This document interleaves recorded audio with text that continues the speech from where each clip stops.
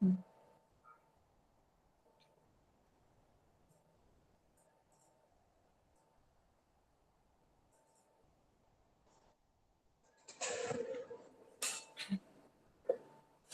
જો આપણે લાસ્ટમાં જોયું હતું મજેન્ટો ઈ કોમર્સ વેબસાઇટ છે. હવે આપણે ઈ કોમર્સ CMS ની અંદર આજે આપણે જોશું ઓર્ડર લાઈફ સાયકલ, બરોબર, મજેન્ટોની how to work order life cycle. તો આપણે તમે જ્યારે કોઈ પણ વસ્તુ પરચેઝ કરો છો અથવા તો સેલ કરો છો તો શું થાય છે કે ઓર્ડર આવે છે, પેલું ટ્રેક ઓર્ડર કરતા હોય તો આવે કે પેન્ડિંગ છે અથવા તો પ્રોસેસિંગ છે અથવા તો કમ્પ્લીટ ઓર્ડર એવું આવતું હશે. જ્યારે ઓર્ડર ટ્રેક કરતા હોય ત્યારે એનું ટ્રેકિંગ નું સ્ટેટસ છે એવું બતાવતું હોય, બરોબર. તો ઓર્ડર લાઈફ સાયકલ છે એ કઈ રીતે વર્ક કરે છે, તો એ આપણને આપણું સ્ટેટસ કહે છે કે તમારા જે પરચેઝ કરો છો અથવા સેલ્સ કરો છો તો એનું સ્ટેટસ છે અત્યારે કઈ જગ્યાએ છે, એ મેથડમાં એ વર્ક કરે છે. તો ઓર્ડર છે એ શું ફોલો કરે છે, સ્ટાન્ડર્ડ લાઈફ સાયકલ, બરોબર. ઓર્ડર છે એ સ્ટાન્ડર્ડ લાઈફ સાયકલ ફોલો કરે છે. When the customer place order,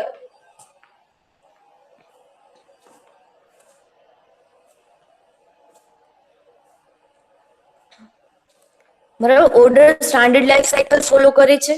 જ્યારે કસ્ટમર છે એ ઓર્ડર પ્લેસ કરે છે પ્રોડક્ટ માટેનું, ત્યારે એડમિનિસ્ટ્રેટરના ઇન્ટરફેસમાં મૂવ થાય છે, બરોબર. કોઈ પણ ઓર્ડર આપણે પ્લેસ કરીએ ત્યારે શું થાય, ઓર્ડર છે એ એડમિનિસ્ટ્રેટર ઇન્ટરફેસની અંદર જાય છે અને એમાં બતાવે છે પેન્ડિંગ સ્ટેટસ, બરોબર.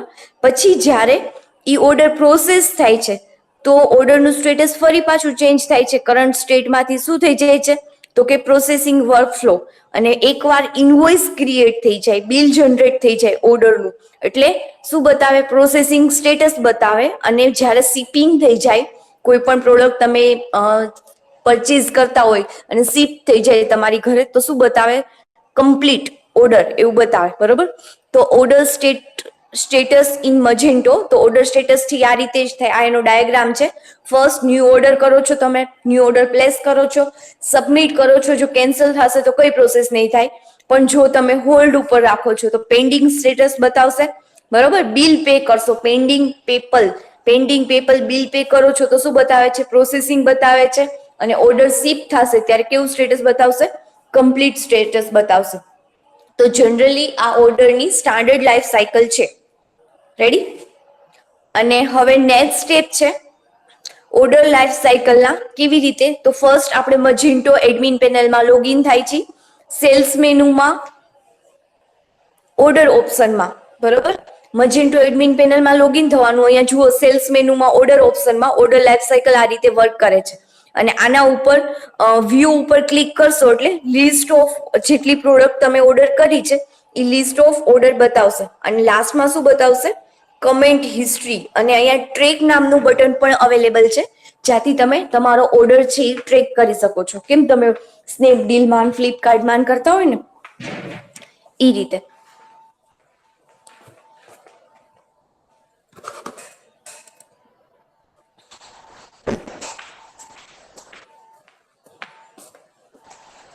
બરોબર. તો આ રીતે આપણે ઓર્ડર ટ્રેક કરશું અને આપણું સબમિટ ચેન્જીસ જે ચેન્જ કર્યો છે એ સબમિટ કરશું. ફોર એક્ઝામ્પલ તમે શિપિંગ એડ્રેસ ચેન્જ કર્યું છે, ક્વોન્ટિટી સેટ કરી છે, તો આ બધું શું થશે, સેવ થઈ જશે.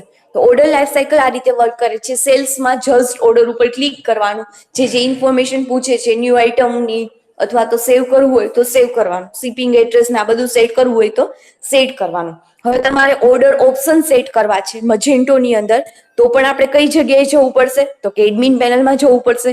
ત્યાંથી રિપોર્ટ મેનુમાં ઓર્ડર અને સેલ્સમાં જુઓ અહીંયા આપેલું છે, આ આપણી એડમિન પેનલ છે. ત્યાં આપણે કઈ જગ્યાએ જશું, રિપોર્ટમાં કઈ જગ્યાએ, ઓર્ડર, સેલ્સ અને ઓર્ડર, બરોબર. તો સેલ્સ ની અંદર, ઓર્ડર ની અંદર આપણે બધા ઓપ્શન છે એ સેટ કરી શકીએ. તો આ રીતે ટોટલ ઓર્ડર રિપોર્ટ નીકળશે, જેની અંદર આપણને આવા ઓપ્શન પૂછશે કે match periods to periods, from and to, order status, empty row અને સો એકચ્યુઅલ વેલ્યુ. આ બધા આપણને ઓપ્શન પૂછે છે, બરોબર. તો ઓર્ડર ક્રિએટેડ ડેટ અને શિપિંગ એડ્રેસ આ બધી પીરિયડ 2 થી મેચ થવી જોઈએ, ડેટ અપડેટ થવી જોઈએ, બરોબર. જે તમે પ્રોડક્ટ માટેનું ક્રિએટ કરો છો ડેટ, તો એ ડેટ ઓર્ડર અપડેટ થતી રહેવી જોઈએ. પીરિયડ એટલે કેટલા ડે ની અંદર આવશે, આપણે એવું હોય ને કે 4 days ની અંદર તમને ડિલિવર થઈ જશે, 3 days ની અંદર, તો એ ટાઈમ પીરિયડ આપણને કેવો જોઈએ, અને ફ્રોમ અને ટુ કઈ તારીખથી એપ્રોક્સિમેટ ડેટ કઈ છે ત્યાં સુધી, બરોબર. અને એમ્પ્ટી રો એટલે જો તમને એમ્પ્ટી રો સ્પેસિફાય ના કરવી હોય અત્યારે, બરોબર, પછીથી કરવી હોય તો એમ્પ્ટી રો આપણે યસ અથવા તો નો સેટ કરી શકીએ. અને એકચ્યુઅલ વેલ્યુ છે એ શું કરે છે, પ્રોડક્ટની એકચ્યુઅલ જે પ્રાઇસ છે એ ડિસ્પ્લે કરશે. અને પછી ત્યાંથી તમારે એક્સપોર્ટ કરવી હોય ફાઇલ ઓર્ડરની ઓપ્શનની તો પણ કરી શકો CSV ની અંદર. તો આ રીતે તમે ઓર્ડર ઓપ્શન પણ સેટ કરી શકો છો, બરોબર. તો પેલું ઓર્ડર લાઈફ સાયકલ માટે કઈ જગ્યાએ ગયા હતા, સેલ્સ માંથી ઓર્ડરમાં, આની અંદર રિપોર્ટ માંથી સેલ્સ માંથી ઓર્ડરમાં, અને આ સેટઅપ ઓર્ડર ઈમેલ ની અંદર આપણે ઓર્ડર ઈમેલ સેટઅપ કરવું હોય કે સેલ્સ કે કરીએ છીએ આપણે, તો એમાં ઈમેલ કોને કોને મળવું જોઈએ એના માટે આપણે મજેન્ટો એડમિન પેનલમાં લોગિન થવાનું, ધેન સિસ્ટમમાં એન્ડ કન્ફિગ્યુરેશનમાં, બરોબર. સિસ્ટમમાં કન્ફિગ્યુરેશનની અંદર કેના ઉપર ક્લિક કરવાનું, તો કે સેલ્સ સેક્શન ઉપર, અને સેલ્સ સેક્શનની અંદર સેલ્સ ઈમેલ આપણે કેને ઈમેલ મોકલવું છે એના ઉપર.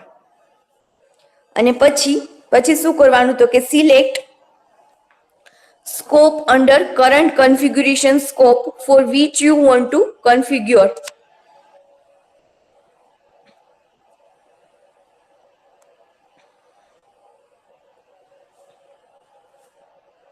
બરોબર. જો તમારે આવી રીતે રિપોર્ટ કે કાઢવું હોય તો કાઢી શકો. અને ઓર્ડર ઈમેલ એટલે તમે જેવો ઓર્ડર કરો છો સેલ્સ માટેનું, તો તમને ઈમેલ આવી જવું જોઈએ, કસ્ટમરને આવવું જોઈએ, પછી મર્ચન્ટને આવવું જોઈએ. આ બધા ઈમેલ આઈડી સેટ કરવા હોય તો આપણે કઈ જગ્યાએ જઈએ, એડમિન પેનલમાં, સિસ્ટમમાં, કન્ફિગ્યુરેશનમાં, કન્ફિગ્યુરેશન ઓપ્શનની અંદર, સેલ્સ મેનુમાં, સેલ્સ ઈમેલની અંદર. જુઓ સેલ્સ ઈમેલની અંદર કયા કયા ઓપ્શન છે, તો કે આ બધા છે, country option, state option, local option, store information.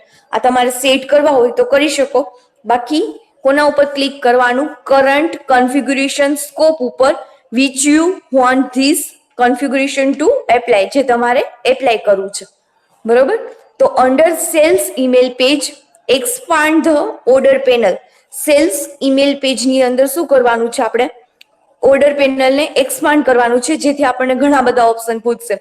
Enable new order confirm email sender, એટલે તમારે સેન્ડરને ઈમેલ મોકલવો છે, કસ્ટમરને ઈમેલ મોકલવો છે, કે કોઈ બીજા ગેસ્ટને મોકલવો છે, અને BCC કોપી એટેચ કરવી હોય તો પણ કરી શકો. એટલે આ જનરલી મેલ માટે જ છે કે તમારે કઈ કઈ જગ્યાએ મેલ કરવું છે. અને પછી લાસ્ટમાં સેવ કન્ફિગ, એટલે કન્ફિગ્યુરેશન સેવ થઈ જશે. અને નેક્સ્ટ સ્ટેપ છે ઓર્ડર ક્રિએટ. ઓર્ડર ક્રિએટ કઈ રીતે કરી શકો આની અંદર, તો એડમિન પેનલની અંદર ફર્સ્ટ લોગિન થવાનું, ધેન સેલ્સ મેનુની અંદર ઓર્ડરમાં, બરોબર. ઓર્ડર કઈ રીતે ક્રિએટ કરવાનો, એની અંદર ક્રિએટ ન્યૂ ઓર્ડર. આ સ્ટેપ તો એકદમ ઇઝી છે. મજેન્ટો એડમિન પેનલમાં લોગિન, પછી સેલ્સ, ઓર્ડર અને ક્રિએટ ન્યૂ ઓર્ડર. એમાં તમે ક્રિએટ ન્યૂ કસ્ટમર પણ કરી શકો છો, અને એની અંદર જે ઇન્ફોર્મેશન માંગે છે એ તમારે આપવાની રહેશે. તો તમે એના ઉપર ક્લિક કરશો એટલે શું થશે, આઇટમ ઓર્ડર ઓપ્શન ની અંદર ઘણી બધી બીજી ઇન્ફોર્મેશન માંગશે કે એડ પ્રોડક્ટ. હવે એડ પ્રોડક્ટ ઉપર ક્લિક કરશો તો શું થશે, add selected product to order, એની અંદર પણ બીજી ઘણી બધી ઇન્ફોર્મેશન માંગશે, પેમેન્ટ મેથડ, શિપિંગ મેથડ, આ બધી વસ્તુ, બરોબર. અને ધેન પછી તમે જોઈ શકો છો તમારા ઓર્ડરનું સ્ટેટસ, બરોબર. તો એ સ્ટેટસ જોવા માટે કઈ જગ્યાએ જવાનું, તો ફરી પાછું આપણે સેલ્સ મેનુમાં જવાનું, ઓર્ડર ઉપર ક્લિક કરવાનું, અને વ્યૂ લિંક ઉપર ક્લિક કરવાનું. એટલે આપણને શું બતાવશે, સ્ટેટસ બતાવશે ઓર્ડરનું, અને કમેન્ટ્સ, હિસ્ટ્રી ને બધી વસ્તુ આપણને શો થશે. જો અહીંયા સ્ક્રીન ઉપર થાય જ છે, ઓર્ડર સ્ટેટસ, શિપિંગ એડ્રેસ, આ બધી વસ્તુ આપણને અહીંયા બતાવે છે, કમેન્ટ હિસ્ટ્રી. અને નેક્સ્ટ છે મેનેજ ઓર્ડર. ઓર્ડરને મેનેજ કઈ રીતે કરવાનું, તો ઓર્ડર મેનેજમેન્ટ છે ઇમ્પોર્ટન્ટ પ્રોસેસ છે જે બિઝનેસમેનને અલાઉ કરે છે સ્મૂથલી અને કસ્ટમરને હેપી રાખવાનું, બરોબર. તો એના માટે શું કરવું પડે, તો કે કસ્ટમરની જે કમ્પ્લીટનેસ ઓર્ડર પ્રોસેસ છે એ કમ્પ્લીટલી થવી જોઈએ, અને એને એવરી ટાઈમ મેસેજ છે એ રિસીવ થવો જોઈએ. તમને કેવી મજા આવે કે સ્નેપડીલ કે ફ્લિપકાર્ટમાંથી મેસેજ આવે કે તમારો ઓર્ડર છે એપ્રોક્સ આ તારીખે આવશે અને એ જ તારીખે આવી જાય, તો એવી રીતે કસ્ટમરને હેપીનેસ થવી જોઈએ, એને સ્ટેટસ પણ જાણવા મળવું જોઈએ ઓર્ડરનું. તો એના માટે એને એડમિન પેનલ ઉપર ક્લિક કરવાનું, પછી સેલ્સમાં ઓર્ડરની અંદર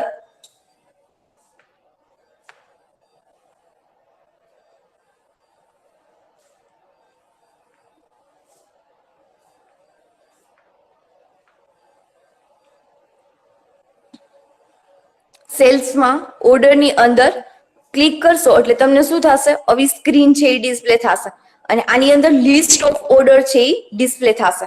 સેલ્સમાં ઓર્ડર ઉપર ક્લિક કરશો એટલે લિસ્ટ ઓફ ઓર્ડર છે એ ડિસ્પ્લે થાય છે. બરોબર. હવે એમાં કોઈ પણ એક ઓર્ડર ઉપર ક્લિક કરશો એટલે એક ઓર્ડરનું ફોર્મ દેખાશે કે પ્રોડક્ટ માટે જે તમે ઓર્ડર કર્યું છે, એકાઉન્ટની બિલિંગ પ્રોસેસ, કસ્ટમર પેમેન્ટ, આ બધી વસ્તુ ડિસ્પ્લે થશે.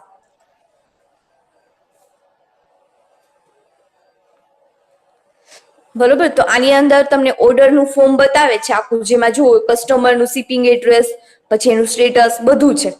હવે આની અંદર શું કરશો તમે? તો કે ઈમેલ તમને જે કસ્ટમરે મોકલ્યું હશે ઈ પ્રોડક્ટ ઓર્ડરનું જે છે ઈમેલ ઈ મોકલ્યું હશે, એની અંદર તમને એક ઇનવોઇસ પણ ક્રિએટ કરી શકશો. તમારું બિલ પણ સાથે મોકલેલું હશે. બરોબર. તો ઈ બિલ તમે અહીંયાથી પણ તમે ક્લિક ઇનવોઇસ ઉપર ક્લિક કરી અને સબમિટ ઇનવોઇસ ઉપર ક્લિક કરીને બિલ જનરેટ કરી શકો છો. બરોબર. તમારે કોઈ પણ કમેન્ટ કરવી છે તો પણ સબમિટ કમેન્ટ ઉપર ક્લિક કરી અહીંયા તમે કમેન્ટ પણ પાસ કરી શકો છો કે આ પ્રોડક્ટ ગુડ છે, બેટર છે, આવડી પ્રોસેસિંગમાં છે. એવી રીતે તમે અહીંયા કમેન્ટ પણ મોકલી શકો છો. અને પછી જેવું તમે શિપ ઉપર ક્લિક કરશો એટલે તમારી સ્ટેટસ ઓફ ઓર્ડર છે એ શિપિંગમાં અંડર શિપિંગની અંદર આવી જશે. શિપિંગ ઇન્ફોર્મેશન એમાં તમારે એડિટ કરવી હોય તો કરી શકો છો. બાકી ટ્રેકિંગ નંબર નાખી અને શિપ કરી શકો છો તમારી પ્રોડક્ટ. બરોબર. અને પછી કમેન્ટ સબમિટ કરી અને તમારે કોઈ પણ કમેન્ટ આપવી હોય તો આ રીતે આપી શકો છો. તો આ એના બેઝિક સ્ટેપ છે. મેઇન આ જ છે. સેલ્સની અંદર કન્ફિગ્યુરેશન, સિસ્ટમની અંદર કન્ફિગ્યુરેશન અને સેલ્સની અંદર જ બધા મેનુ આવેલા છે. સેલ્સની અંદર ઓર્ડરમાં, સિસ્ટમની અંદર કન્ફિગ્યુરેશન. ખાલી આ સ્ટેપ તમે પેલું સાયકલ થ્રુ પાસ કરતા જાઓ ને એટલે એની અંદર જસ્ટ ખાલી ઇન્ફોર્મેશન જ એડ કરવાની છે, બીજું કઈ એક્સ્ટ્રા નથી. બરોબર. તો આમાં કોઈને કઈ પ્રોબ્લેમ કે ડાઉટ છે? Yes or no?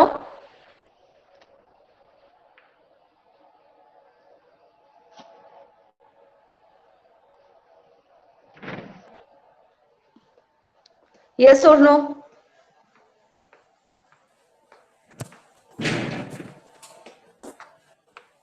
No. Okay. કોઈને કઈ ડાઉટ હોય તો બોલી જજો. સારું, તો આપણે અહીંયા કમ્પ્લીટ કરીએ છીએ. ઓકે. કોઈને કઈ ક્વેરી હોય આના રિલેટેડ પ્રેક્ટિકલ કે થિયરી તો any time you can tell me. Okay, you can leave now.